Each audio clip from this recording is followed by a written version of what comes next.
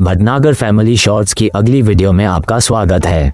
आज हम खाटू श्याम बाबा की एक ऐसी सच्ची कहानी सुनाने जा रहे हैं जो हर उस इंसान के दिल को छू जाएगी जो इस वक्त हार मानने की कगार पर है। राजीव नाम का एक युवक था। जिंदगी में सब कुछ होते हुए भी उसे चैन नहीं था। बिजनेस में घाटा, रिश्तों में दूरी और मन में एक अजीब सी थकान। हर दिन वही सोच, अब क्या फायदा जीने का। माँ ने कई बार कहा, बेटा खाटू श्याम जी चल, बाबा से मिल, लेकिन राजीव ने कभी ध्यान नहीं दिया। एक दिन हालात ऐसे बिगड़े कि बैंक नोटिस तक आ गया। घर में सन्नाटा छा गया। वो रात राजीव के जीवन की सबसे लंबी रात थी। वो छत पर जाकर आसमान देखता रहा। अगर तू सच में है श्याम बाबा तो अब मुझे रास्ता दिखा दे। अगली सुबह उसने बिना किसी योजना के बस बैग उठाया और निकल पड़ा खाटू धाम की ओर। रेलवे स्टेशन पर जब उसने टिकट लिया तो मन में बस एक ही भावना थी, अगर बाबा हैं तो आज कुछ जरूर होगा। राजीव शाम तक खाटू धाम पहुंच गया। चारों ओर श्याम बाबा की जय की गूंज थी। भीड़ में चलते चलते उसका मन अजीब सा शांत होने लगा। वो पहली बार उस मंदिर के दरवाजे के सामने खड़ा था जहां लाखों लोग आकर अपनी हार को आशा में बदल देते हैं। रात का समय था। मंदिर के भीतर दिए जल रहे थे, भजन गूंज रहे थे, हारे का सहारा बाबा श्याम हमारा। राजीव को लगा जैसे हर शब्द उसी से कह रहा हो, तू अकेला नहीं है। वो एक कोने में बैठ गया, आंखें बंद की और बस बोला, बाबा मैं हार गया हूँ। अगर तू सच में है तो बस इतना कर, मेरे दिल में फिर से हिम्मत भर दे। उस रात मंदिर में उसका ठहरना किसी चमत्कार से कम नहीं था। वो उठा तो देखा पास में एक वृद्ध बाबा खड़े हैं। मुस्कुराते हुए बोले, बेटा जब इंसान हार मान लेता है तब श्याम उसके साथ चलता है, अब घर जा, सब ठीक होगा। राजीव ने सिर झुकाया, पर जब उसने 2 सेकंड बाद ऊपर देखा वो बाबा कहीं नहीं थे।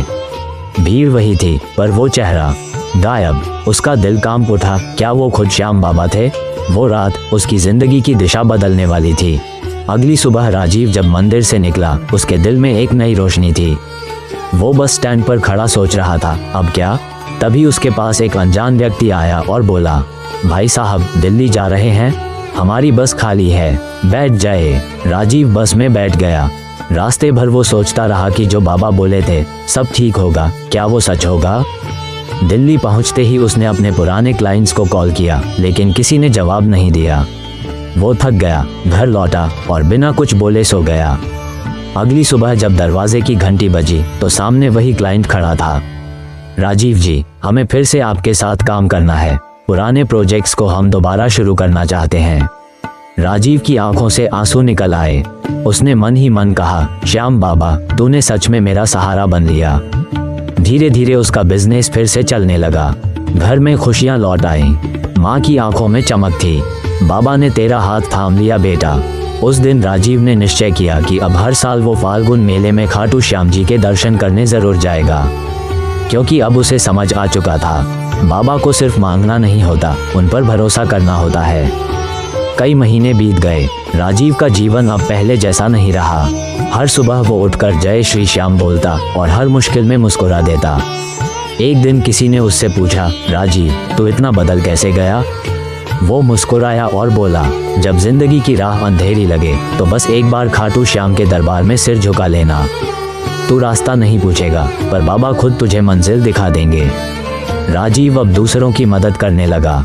जिसने भी उससे सलाह मांगी वो बस इतना कहता, हार मत मान, क्योंकि श्याम बाबा हारने वालों का ही सहारा है। धीरे धीरे उसकी ये बात सबके दिल में उतरने लगी। उसकी जिंदगी खुद एक मिसाल बन गई, कैसे एक टूटा हुआ इंसान खाटू श्याम जी की कृपा से फिर से जीना सीख गया। और शायद यही इस कहानी का सार है। खाटू श्याम जी तभी आते हैं जब इंसान अपने अहंकार को छोड़कर सच्चे मन से पुकारता है, क्योंकि बाबा को शोहरत नहीं चाहिए, उन्हें चाहिए बस एक सच्चा विश्वास। तो दोस्तों, अगर आप भी किसी मुश्किल दौर से गुजर रहे हैं तो याद रखिए, खाटू श्याम उन्हीं का सहारा है जो हार कर भी विश्वास नहीं छोड़ते। जय श्री श्याम। अगर आपको ये कहानी दिल से महसूस हुई हो तो वीडियो को लाइक करें, श्याम बाबा के नाम को शेयर करें और चैनल भटनागर फैमिली शॉर्ट्स को सब्सक्राइब जरूर करें। कमेंट में लिखिए जय श्री श्याम अगर आप भी मानते हैं कि बाबा हमेशा अपने भक्तों के साथ हैं।